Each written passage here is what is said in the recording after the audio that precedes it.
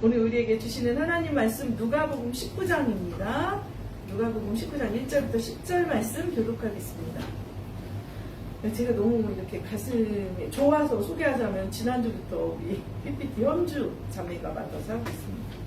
예수께서 여리고로 들어가 지나가시더라.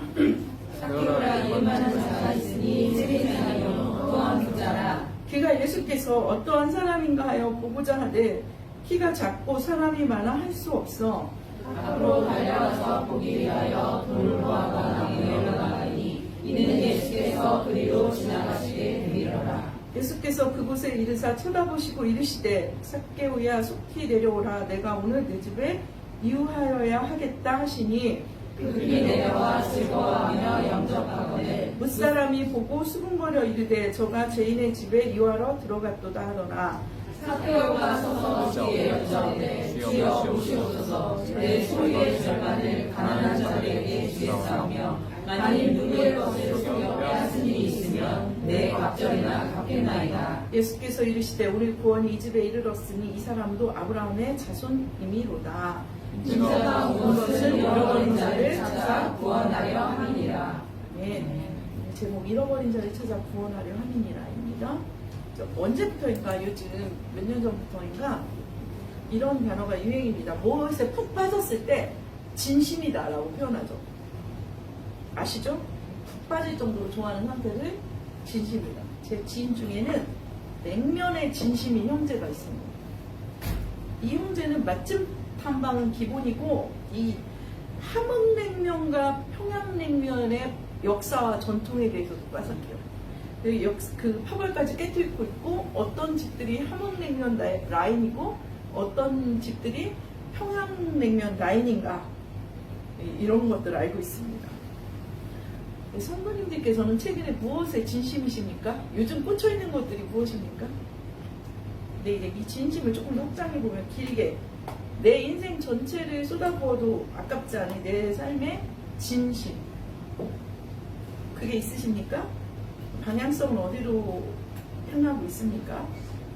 네, 오늘 말씀은 예수님께서 무엇에 진심이셨나를 직접적으로 말씀해 주십니다. 제목에 드러나죠. 스포, 내용 스포, 주제 스포가 됐습니다. 잃어버린 자를 찾는다. 내가 온 것은. 네, 1절, 2절 같이 읽겠습니다. 시작! 예수께서 여리고로 들어가 지나가시더라. 삭개오라 이름하는 자가 있으니 세리자며 또한 부자라. 지난주 예수님께서 맹인의 눈을 고치신 사건이 여리고의 초입에서 일어난 사건인데 오늘은 여리고의 한가운데서 일어난 사건입니다.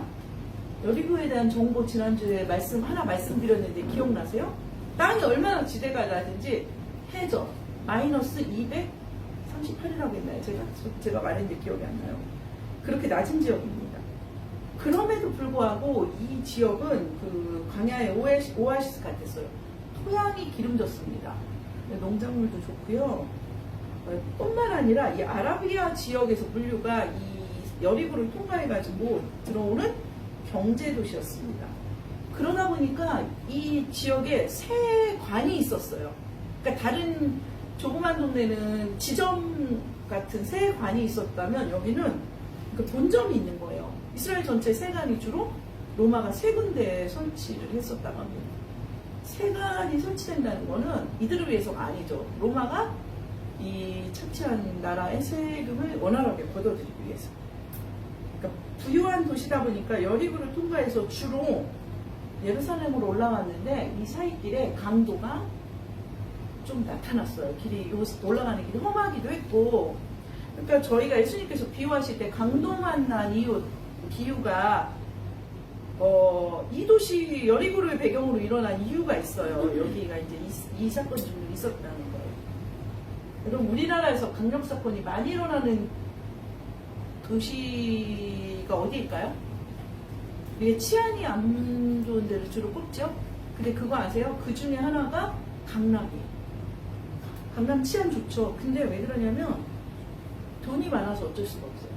강남에 이 돈이 있기 때문에 거기서 그 대형 사건이 좀 일어납니다.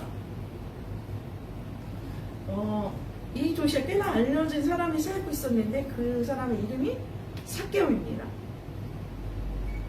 그가 알려진 이유가 두 가지가 등장합니다. 세리장이며 부자입니다. 알려지려면 고위직에 있든지 돈이 많든지 범죄를 많이 하든지 주로 이런 쪽이죠. 전 국민으로부터 미움을 받던 존재가 이때 세리였다 제가 이렇게 말했는데 오늘 드디어 늘 세리를 봤잖아요. 저희가 성경에서 세리장이 나옵니다. 우두머리. 그러니까 오늘날로 말하면 세무서장? 그 세금을 걷는 세리만 해도 부자였는데 동네, 이 부자 동네요. 부자 동네 세무소장이라니. 여러분 드라마 많이 보시는 분들은 들어볼 만한 사자성어를 중에 이런 게 있어요. 드라마 덕후들 사학루둥이라는 단어 아세요? 사학루둥 모르세요? 제가 소개해드릴게요. 예전에 상속자들이라는 드라마 아세요? 거기에 그 오글거리죠. 되게 재벌 2세들 막 누구 나오죠? 이민호 나오고 막 강하늘 나오고. 강하늘이 유명한 대사 하나 쳤죠. 이민호가 나타났을 때 사탄의 학교에 루시퍼의 등장이라니. 그렇죠. 이 오글대거리죠. 이거의 줄임말이 사학루둥이에요. 사탄의 학교에 루시퍼의 등장이다. 지금 오늘 이 장면이에요. 그러니까 뭐냐면 세리들이 그 사탄이죠. 그중에 우두머리인 드디어 루시퍼에 해당되는 사탄학계 루시퍼 사학루둥인 사람이요. 세리장 삭개오가 등장을 합니다. 3절 4절 교독하겠습니다. 그가 예수께서 어떠한 사람인가 하여 보고자 하되 키가 작고 사람이 많아 할 수 없어. 들어가서 무리하여 돌무화가 나무에 올라가니 이는 예수께서 그리로 지나가시게 됩니다. 이게 드라마로 연출됐으면 굉장히 포스 있게 될 것 같은데 역시 현실은 드라마하고 달라요. 막 이렇게 다크 포스 놔두면서 막 그죠? 돈 있는 암흑에 뭐 이런 거 보세요. 달라요. 일단 NG죠. 첫 번째 절부터 3절부터 그렇죠? 근데 그리고 또 3절은 뭐라고 하냐면은 이 사람이 나타난 이유를 뭐라고 하냐면 심플해요. 예수님 누군가 궁금해서 그러니까 3절 보면 궁금할 수 있지. 그냥 아니에요. 사실은 이 사람이 나타난 이유는 단지 궁금하다고 하지만 이게 흔한 일은 아닙니다. 왜냐하면 이 세리들은 일반적으로 백성과 섞이는 자리에 있기 힘들었습니다. 얼마 전에 읽었던 말씀에서도 보면은 세리와 바리새인이 기도할 때 따로 서 있어요. 세리는 앞에 당당하게 율법 다 지켰습니다 이러고 나가는데 바리새인들은 세리들은 구석에 있었죠. 그리고 실제적으로 이건 문서에서 발견된 건데 랍비들은 이 당시 랍비들은 뭐라고 했냐면 세리들이 돈벌레들이기 때문에 집에 들어오기만 해도 부정하다 이렇게 가르칠 정도였어요. 그러니까 이 당시 사회 정서가 이렇지 않으면 이렇게 말할 수가 없죠. 우리가 지금 누가복음 19장인데 17장에 보면은 나병 환자 10명을 치료하는 게 나왔죠? 나병 환자들은 그들 육체적인 질병 때문에 낙인이 찍혔어요. 그래서 그들의 정체성을 제가 이렇게 표현했었어요. 멀리 서 있는 자들, 섞이지 못하고 멀리 있는 자들이다. 그런데 이 삭개오도 마찬가지예요. 세리와 삭개오들은 이 문둥병자들이 육체적으로 그랬다면 이들은 사회적, 정신적으로 낙인 그룹이었어요. 불이익을 피할 수 없었어요. 이 상황에서 삭개오에게는 되게 놀라운 핸디캡이 하나 더 등장합니다. 그거는 키가 작았답니다. 키가 클 수도 있고 작을 수도 있죠. 그런데 이 사람이 등장하자마자 대표적인 특징으로 이렇게 한 것은 특이하게 작은 게 분명해요. 특이하게 작은 게. 어떤 학자들은 150 안팎이었지 않았을까? 이 당시 평균 키 이렇게 비교했을 때 150 안팎이었대요. 제가 이거를 교차 점검해봤어요. AI에서. 그랬더니 AI가 이렇게 말했어요. 150이라고 찍는 것은 잘못된 일입니다. 어떠한 문서에도 없습니다. 아니, 추정도 못하냐? 내가 추정한 게 아니에요. 학자들이 추정한 겁니다. 그는 예수님이 나타나신 곳은 언제나 인산인해를 이루는 것을 충분히 알고 있었고, 이렇게 핸디컵이 있는 사람은 이걸 한 번 당해본 게 아니기 때문에 자기 키로 거기 갔을 때 어떤 일이 일어날지 대략 충분히 짐작해서 알고 있습니다.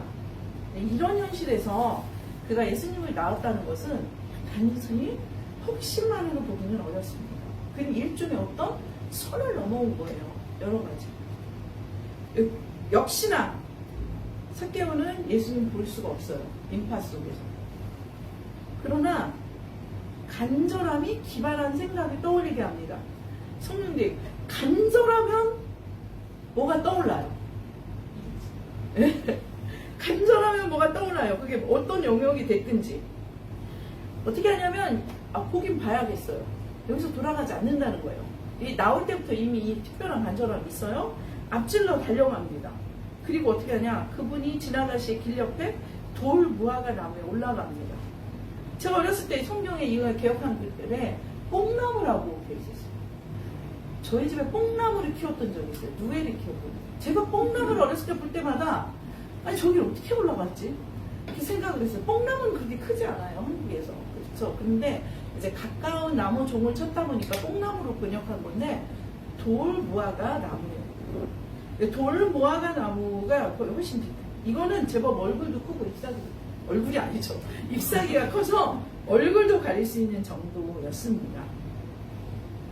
삭개오는 이 지역에서 제법 알려진 인물인 세리장입니다. 안 그래도 이제 은근히 은따 세상을 대놓고 따돌림을 받지는 못했을 것 같아요. 은따인데 이 성인 남자가 사회적인 체면을 내려놓고 이렇게까지 하는 것은 쉬운 일은 아닙니다. 이 부분에서 어떻게든 예수님을 보려는 이 삭개오의 간절함은 지난주 등장했던 맹인, 이 맹인이 무리의 꾸지줌 속에서도 예수님 향해 소리 지른 것과 다르지 않습니다. 근데 이 부분에서 우리가 생각해야 될 점은 예수님께 나아가고자 하는 모든 사람에게는 이 장애물이 있어요. 성도님들이 여기 나와 계신 것도 이게 쉬운 게 아니에요. 지금은 어떻게 하냐? 이 초반에 장애물이 항상 있어요. 그렇죠? 그것을 우리는 영적 방해라고 합니다. 매일매일의 장애물도 있어요. 오늘 겨우 나오는 분들 계시죠? 계세요. 싸우고 영적인 싸움을 하고 겨우 나온 분들도 있어요. 그리고 초창기에 주님을 믿을 때 나오기 힘들었던 분도 있어요. 여러 가지 그것도 넘어서야 되죠. 요것들이 이렇게 이런 게 이 영적 방해가 있을 수가 있다는 거죠. 맹인에게는 지난주 맹인은 맹인 주제예요. 어떻게 감히 예수님의 발길에 멈추려 하느냐? 시끄럽게 하지 말라는 메시지가 있었어요. 오늘 삭개오는 뭐예요? 아니 우리가 다 싫어하는데 여기 오다니. 또 두 번째는 뭡니까? 한 발 더 나갔죠. 아니 체면이 있는데 어른이 나무까지 올라가서 어떡하려고. 이게 외적 내적 저항이 있을 수 있다. 신앙의 초기에 이런 게 더 심해요. 근데 이 선을 넘어야 우리가 예수님께로 나아갈 수 있다는 거죠. 이 선 앞에 가로막히면 안 돼요. 결론적으로 삭개오는 결국 나무에 올라갑니다. 여기부터는 호기심을 넘어서요. 호기심으로 나무에 올라가지 않아요, 어른들이. 그러니까 이 사람이 호기심으로 출발했을지 모르지만 저는 이 안에 영적 갈망이 있었다는 거예요. 이 사람 속에 이 진지한 삶에 대한 갈망이 있지 않았을까. 우리가 살다 보면 어느 순간 자기 내면에 어떤 갈망들이 커지는 때가 있어요. 굉장히 답답해요. 이건 답답함으로 시작될 때도 있고 두려움과 불안함으로 찾아올 때가 있어요. 근데 이것들을 진지하게 마주하고 그것을 성찰해보는 이들은 주님을 만날 확률이 매우 높습니다. 근데 이거를 중간에 자르면 안 돼요. 해결 안 돼요. 이거 해결 안 돼요. 이런 생각 하나 많아지고 어차피 답이 없어. 답은 있어. 주님께 나아갈 때 주님께서 그것을 답이 되십니다. 그런 질문들은 사람을 예수님께 이끌기 때문입니다. 우리 최규호 집사님 오늘 영상으로 예배를 드리고 계실 텐데 제가 최규호 집사님에게서 들었던 굉장히 재미난 것들 이렇게 이 형제가 신학교 1학년 때 굉장히 깊은 그 고민에 빠졌대요. 삼위일체가 이해가 되잖아요. 왜 이분 성격하고도 관련이 있는 거예요. 삼위일체 모르면 모르는 대로 넘어가지. 이게 한 학기를 날릴 정도였대요. 삼위일체가. 그런데 형제가 이렇게 말했어요. 언제 넘어섰냐? 너무 한 학기가 깊어질 때 주님께서 말씀하셨대요. 그 영역은 하나님의 영역이고 그것을 빠지지 말고. 어떻게 보면 우리가 이렇게 생각할 수 있어요. 아이고 자기 속에서 만들어낸 거 아니야. 근데 아니었어요. 이 형제가 거의 그 음성을 듣는 순간 그 모든 게 해결되고 일상으로 돌아갈 수 있을 정도. 하나님께서 그를 긍휼히 여기신 거죠. 그러니까 뭘 그걸 질문에 이렇게 말할지 모르지만 하나님이 긍휼히 여기셔서 그러한 질문조차도 응답하실 때가 있다라는 것이죠. 우리 그 5절부터 7절 교독하겠습니다. 예수께서 그곳에 이르사 쳐다보시고 이르시되 삭개오야 속히 내려오라. 내가 오늘 내 집에 유하여겠다 하시니 그들이 내려와 즐거워하며 영접하거늘 무사람이 보고 수군거려 이르되 저가 죄인의 집에 유하러 들어갔거나 하도다. 드디어 예수님께서 삭개오는 올라가 있어요. 보려고. 이제 예수님께서 그쪽으로 그 길이겠죠. 길 앞이겠죠. 이 지점을 향해서 가고 계시니까 예수님께서 나무 앞에 도달하셨습니다. 생각을 해보세요. 성이 올라갔을 정도의 나무니까 그리고 주변에는 시끄럽고 사람들이 많이 밀고 있겠죠. 나무 위에 사람과 눈을 마주치기가 쉽지 않아요. 근데 눈을 봤다고 쳐요? 볼 수도 있죠. 어떻게 해야 했을까? 일반적으로 유별나네 이러고 지나가기가 일반적이에요. 근데 예수님은 삭개오를 보십니다.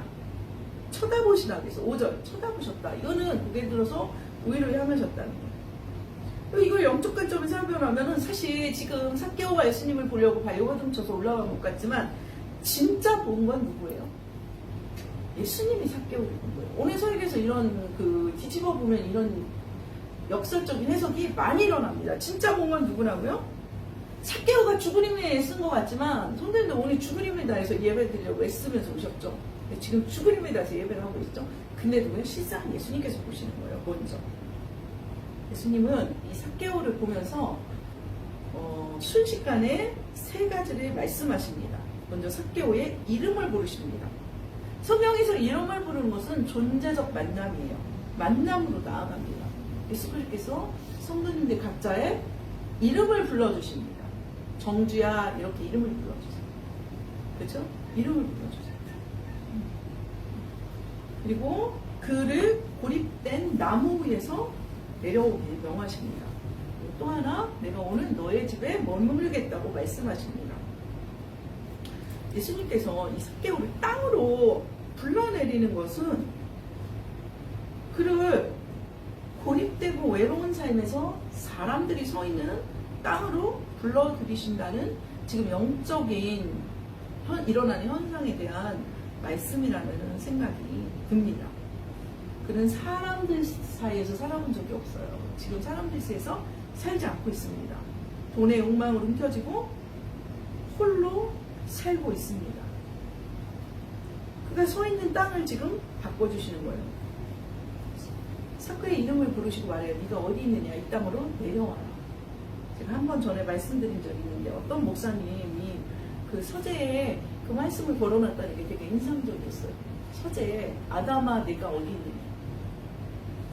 하나님께서 우리를 부르실 때 이렇게 부르세요. 네가 지금 어디 서 있느냐? 성도님들이 지금 오늘 각자에게 말씀해보세요. 네가 지금 어디 서 있느냐? 어디서 서 있다 오셨어요 지금? 주님의 땅에 서 있다 오셨습니까? 이것을 말씀하시는 것입니다. 예수님께서는 우리가 스스로는 걸어서 내려오지 못할, 올라오지 못할, 혹은 내려오지 못할 수렁에 깊이 빠져 있을 때 이렇게 우리의 이름을 부르시며 불러내십니다. 그 음성을 들을 때 우리는 스스로 나 자신을 고립시킨 나무 위에서 내려올 힘이 생깁니다. 누가 우리를 고립시켰습니까? 나 자신입니다. 나 자신. 삭개오는 그의 이름을 부르는 예수님의 음성과 눈빛 속에서 책만이 아닌 사랑으로 부르시는 온기를 본 것입니다. 이건 본능으로 느끼죠. 그는 급히 내려와 예수님을 영접합니다. 그런데 이 아름다운 장면에서 이 모여있던 백성들은 단체로 맹물입니다. 한 명만 행복해요. 삭개오 한 명만 행복합니다.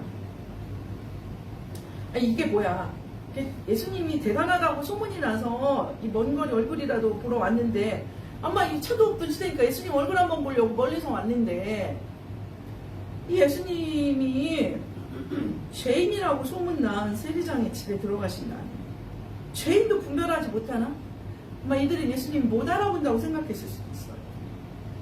이들이 받은 충격과 숙임거림은 당연합니다. 왜냐하면 예수님은 지금 삭개오의 집을 에어비앤비처럼 이용하려고 선택하신 게 아니에요. 이 당시 누군가의 집에 들어가서 밥을 먹고 더구나 하루 숙박하는 일은 선언이었어요. 나는 이 사람과 친구입니다. 같은 부류입니다. 공개적으로 말하는 거예요. 그래서 사도 바울이 그 고린도후서에서 성찬 문제를 꾸짖을 때 뭐라고 해요? 같이 먹어라 이렇게 말하는 거예요. 그게 이제 물론 시간 차이도 있지만 이 고대 근동 지역에 이 먹는 거는요, 이 등급을 나누는 일이었어요. 등급을. 상류층들은 상류층끼리 먹고 늦게 온 노동자 계급은 집 밖에서, 옛날에는 우리가 간단하게 요즘 하는 성찬을 옛날에 밥으로 대신했거든요. 밥으로 했어요. 그게 원래 원조죠. 그러니까 그 노동자 계급은 대충 늦게 와서 헐레벌떡, 그 상류층들이 일찍 와서 여유가 있으니까 일찍 오죠. 와가지고 먹고 남은 음식은 그게 성찬이에요. 바울은 그걸 꾸짖는 거예요.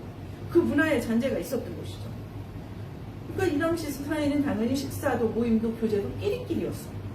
그렇다면 지금 많은 사람들 앞에서 예수님께서 공개적으로 너희 집에 머물겠다 이렇게 말씀하시는 것은 삭개오가 예수님을 초대하는 게 아니라 예수님께서 삭개오를 한 대의 식탁으로 초대하는 것입니다. 삭개오는 사람들의 압력과 또 자신의 수치감을 이기면서 예수님 앞으로 나아갔는데 또 자신의 체면까지 내려놨죠. 이제 예수님께서는 사람들의 비난과 수군거림을 들으시면서 그런 삭개오를 공개적으로 받아주십니다. 삭개오도 했지만 예수님도 나아가시는 거예요. 제가 청년 때 20대 때 어느 유명한 영화 감독이, 지금 제가 말씀드리면 여기 계시는 분도 다 알만한 분이에요. 배창호 감독이에요. 아시죠? 요즘 영화 제작을 안 하죠? 공개적으로 예수님의 지지 선언, 자신의 회심과 예수를 지지하는 선언을 한 적이 있어요. 굳이 사실 이 사람은 그걸 함으로써 잃을 게 더 많은 사람이었어요. 그리고 또 그분이 젊었을 때 또 여러 가지 스캔들도 있었고 다른 문제도 있었어요. 많은 사람들이 기독교를 조롱했고 그 감독을 조롱했습니다. 근데 이제 제가 직접 들었는데 글을 이끄시던 목사님께 그래서 하시던 말씀, 설교 중에 하시던 말씀을 직접 하신 말씀을 들었어요. 목사님이 이렇게 말씀하셨어요. 이 사람은 공개적으로 비난과 조롱을, 가만히 있으면 혼자 교회 다니면 되는데 공개적으로 비난과 조롱을 감수하며 예수님을 인정했습니다. 저는 이제 예수님께서 이 사람을 인정하고 이 사람의 수치를 가려줄 것을 믿습니다. 네, 그분은 그 이후로도 그 주님을 인정하며, 근데 지금 이제 다른 계통에서 그 계통에서 뒤로 물러서서 일하시지만 아주 정말 주님께 인정을 받으면, 사람께 인정을 받으면 일을 하고 있습니다. 이제 예수님을 만난 삭개오의 변화가 시작됩니다. 이러한 변화를 우리는 회개라고 부릅니다. 8절 같이 읽겠습니다. 시작.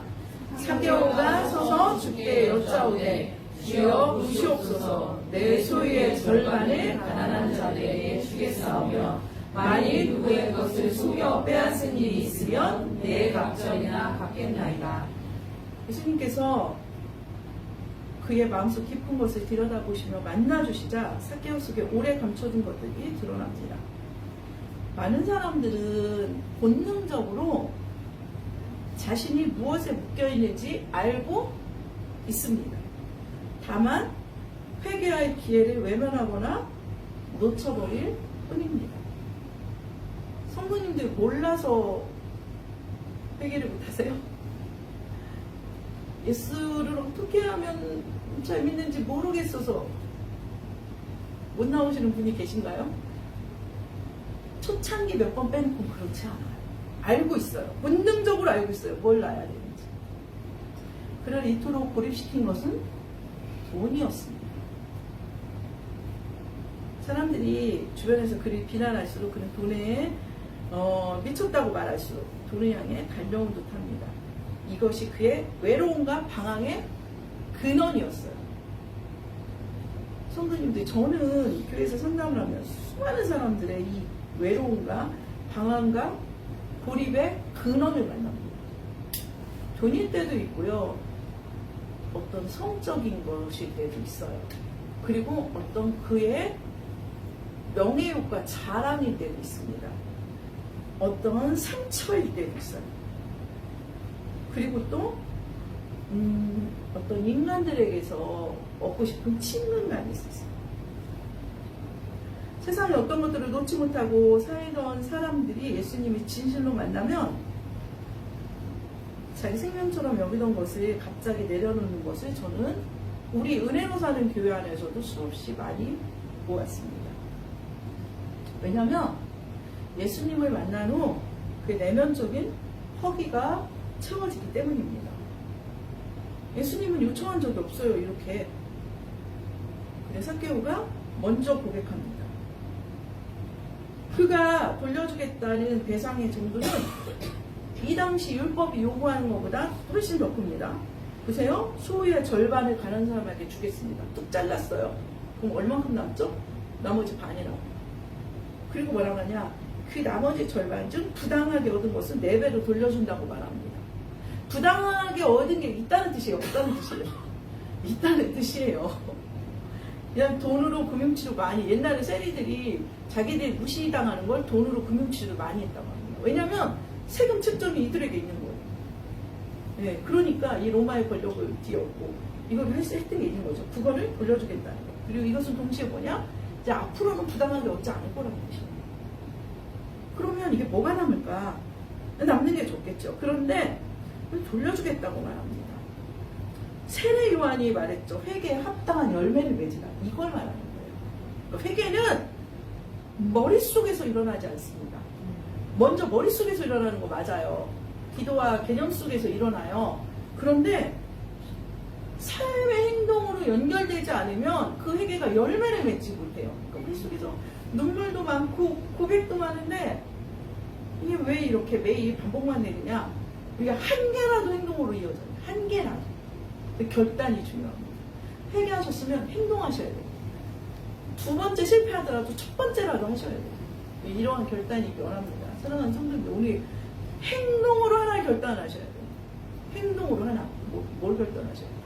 하나라도 결단하십시오. 그간 삭개오를 사람들이 피도 눈물도 없다고, 돈밖에 없다고 비난한 사람들이 얼마나 놀랐겠습니까? 우리가 누군가를 향해 가능성이 전혀 없는 죄인이라고 사실 말할 때가 많습니다. 그런데 사실 생각해보면 오늘 이 말씀을 보면 우리는 회개의 은총을 먼저 얻었을 뿐입니다. 그런 사람에게 이런 돌이킴의 은총이 영원히 없으리라고 생각해서는 안 됩니다. 사람은 변합니까? 제가 자주 이거겠죠. 사람은 변합니다. 사람이 변하지 않으면 목회를 왜 해요? 사람이 변합니다. 사람은 안 변해란 말 하지 마십시오. 늘 말씀드리지만 그의 기질과 약점, 기질과 약한 부분들은 안 변할 수 있지만 사람은 변해요. 사람은 변합니다. 그 사람이 변한다는 것은 그의 삶의 지향점과 방향성이거든요. 예. 예수 그리스도를 만났을 때 사람은 변해요. 저도 변했어요. 전 제가 많이 변했기 때문에 이 말씀을 드립니다. 늘 변하는 걸 보시잖아요. 성도님들은 이런 고백을 저희 교회에 흔해요. 제가 많이 변했습니다. 전 많이 들어요. 저희 교회에서. 기도 오는 때마다 많이 들어요. 성경은 또 돈 이야기예요. 오늘 돈 이야기가 많습니다. 돈이 하나님께 필요하거나 중요해서가 아니라 인간이 돈을 생명처럼 여기기 때문입니다.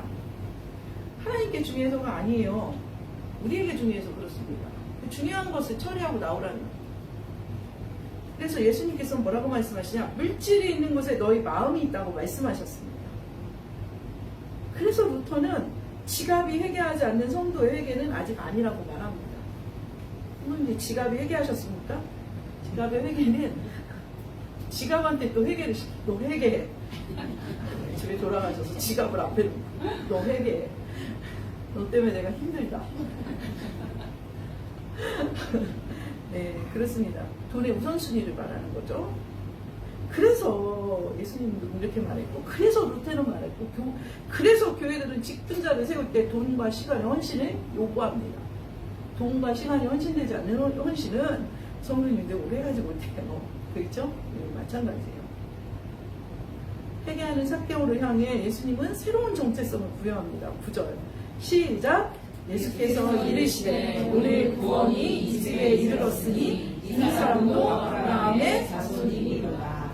삭개오는 돈을 회개했는데 예수님은 구원을 선포해 주세요. 그렇다면 이게 뭐예요? 삭개오의 구원을 막는 것이 돈이었다는 것이에요. 성도님들 구원을, 오늘의 구원을 막고 있는 것이 무엇이냐는 것이죠. 오늘의 구원을 막고 있는 게 뭐예요? 그게 뭘까요? 그거를 빨리 내 입술로 말해야 돼. 인정을 해야 돼요. 흐리게 하지 마세요. 이렇게 대충 넘어가지 말고 그거를 단어로 말하셔야 돼요. 직접적으로. 네, 아유 제가 연약해서요. 그렇게 말하지 마세요. 찍어서 말하세요. 자존심입니다. 욕심입니다. 교만입니다. 동원을 따라가는 마음입니다. 미움입니다. 이렇게 말하라는 거예요. 말하는 게 놀라워요. 하나님, 이것이 오늘 이따 기도할 때 말하세요. 하나님, 이것이 저의 오늘의 구원을 막고 있습니다. 주님께 나아가는 것을 막고 있습니다. 주님께 더 나아가야 돼요. 그런 해결을 통해 자신의 물질을 하나님 뜻에 맞게 풀어놓음으로써 묶인 것을 과감하게 풀어버립니다. 잘못된 행동에서 돌이키는 회개는 이처럼 질긴 끈을 끊어지게 합니다. 묶인 것을 끊어지게 해요. 회개는 가장 큰 은혜를 들어오게 하는 마중물입니다.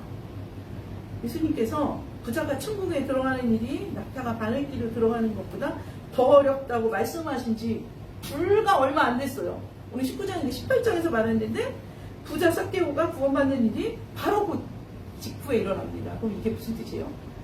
부자가 천국에 가는 게 어렵습니까? 낙타가 바늘길에 들어가는 것보다 더 어려워요. 어려운데 가장 쉬워요. 가장 어려운데 가장 쉽다니까요. 왜냐하면 뭐예요? 예수 그리스도를 통하면. 예수 그리스도를 통하면 가장 쉬워요. 죄인이 하나님께 나아가는 건 죽을 만큼 힘들어요. 근데 가장 쉬워요. 예수님을 붙들면. 성도님들이 주님께 나아가는 게 굉장히 천금만금 멀어 보이지만 아니에요. 그 방법만 찾으면 가장 쉬워요. 이 눈 깜짝할 수 있어요. 오늘이잖아요. 오늘 구원이 이 집에 이르렀다. 지금 이 순간 되는 거예요. 이 순간. 뭐 어제 서서히 되고 뭐 하는 거 봐서 되고 1년 동안 네가 교회 와서 기도하는 거 봤더니 이제 합격이다. 드디어 구원의 자격을 갖췄다가 아니에요. 오늘이에요. 지금 됐다. 지금.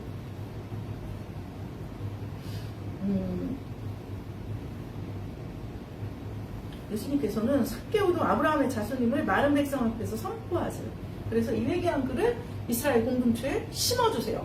이 말은 양쪽 다 들어야 돼요. 삭개오도 들어야 되고 백성들도 들어야 돼요. 성도님들, 주님께서 우리를 사랑하는 자녀라고 말씀하시는 거는 가장 먼저 우리가 들어야 되니까요. 삭개오가 이거 들어야 되고 공동체도 저 사람들 우리 공동체라고 10절 말씀으로 오늘 설교를 정리하려고 합니다. 10절 같이 읽겠습니다. 누가복음 19장 10절 시작. 인자가 온 것은 잃어버린 자를 찾아 구원하려 함이니라. 오늘 암송 구절입니다. 가려주십시오. 가려주세요. 어떻게 가려인지 선주가 모를 텐데. 인자가 온 것을 한 번 더 읽어보고요. 누가복음 19장 10절 말씀 이렇게 하면 돼요. 시작. 인자가 온 것은 잃어버린 자를 찾아 구원하려 함이니라. 자, 가리시고 한번 시작. 인자가 온 것은 잃어버린 자를 찾아 구원하려 함이니라. 누가복음 19장 10절 말씀 한 번 더 읽겠습니다. 시작. 인자가 온 것은 잃어버린 자를 찾아 구원하려 함이니라. 누가복음 19장 10절 말씀. 아멘. 우리 눈에는 지난주 등장인물인 맹인과 오늘의 삭개오는 많이 다릅니다. 한 명은 극단적으로 가난한 사람이고 한 명은 극단적으로 큰 부자입니다. 그러나 아버지께 그들은 딱 하나의 기준으로 일으켜요. 뭐냐면 나의 집으로 돌아와야 할 자식, 내 아픈 손가락 같은 자녀들, 내 식탁에 앉아야 할 사람. 예수님은 무엇에 진심이십니까? 예수님은 잃어버린 자를 찾는 일에 진심이십니다. 사랑하는 성도님들, 오늘 이 말씀 앞에서 내가 있어야 할 곳으로 돌아오는 회개가 있기를 원합니다. 우리는 이미 하나님의 자녀예요. 그렇지만 오늘의 회개가 필요해요. 하나님의 자녀지만 한 주간에 천리 말리 떠나가 있는 적이 많습니다. 예, 일주일 만에 교회에 들어왔는데 내가 하나님 자녀인가 싶을 때가 있어요. 그런데 예수님 뭐라고 하십니까? 떠나간 거는 한동안이지만 돌아오는 건 순식간이에요. 지금 이 순간. 예, 오늘 구원이 이르렀다고 말씀합니다. 또 하나, 교회는 우리 역시 잃어버린 사람을 찾는 일에 진심이어야 합니다. 예수님께 나오지 못한 맹인에게도 걸지 못하는 삭개에게도 먼저 간 것은 예수님이세요. 예수님이 회당을 지어놓고 오라고 하지 않으신다고 찾아가셨어요. 잃어버린 자를 찾는 일이 우리를 위해 계속되길 원합니다. 만약 우리 지난 한 주가 예수님 앞에서 잃어버린 한 주였다면 그 일주일이 주님 앞에 서 있는 한 주로 지금 이 순간 회복되길 원합니다. 주께서 오늘 그 일을 베풀어 주실 줄로 믿습니다.